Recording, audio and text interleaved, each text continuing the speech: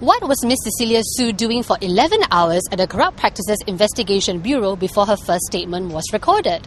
She turned up at CPIB at 3:15 p.m. on 19th of December last year, but her first statement was only recorded by investigation officers at 2:50 a.m. the next morning.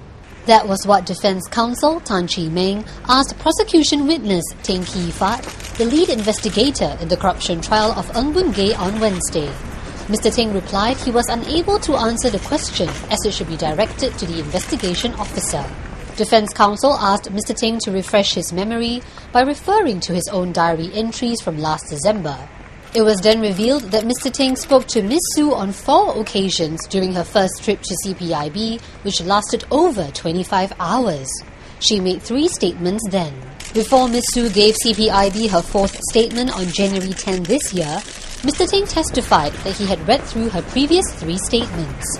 Mr. Tan asked Mr. Teng, "When you read the first 3 statements, did they list any offence?" To which the witness replied, "Can't tell."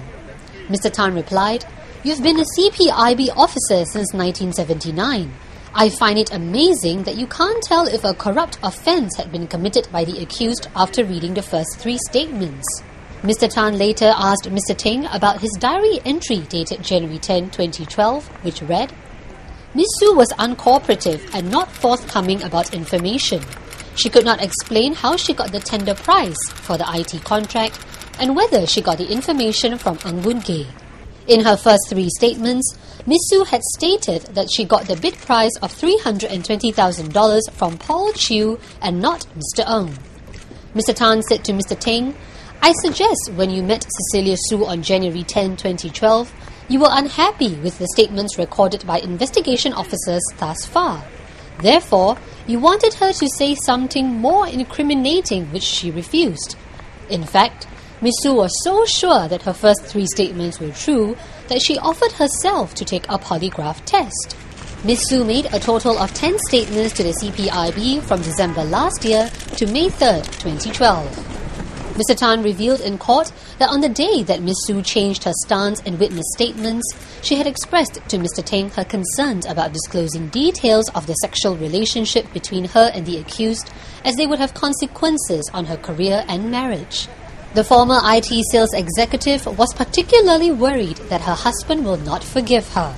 Ms. Sue had also asked Mr. Teng if she could choose to give her testimony behind closed doors like a victim would in a molest case. However, the Deputy Director of the CPIB Investigation Unit said he did not promise her that such an exception could be made, but told her, "We can try." The prosecution will re-examine Mr. Teng on Thursday, and 2 more CPIB officers who recorded Ms. Sue's statements are expected to take the stand. Keep watching Razor TV for more updates on the Ng Boon Gay corruption trial.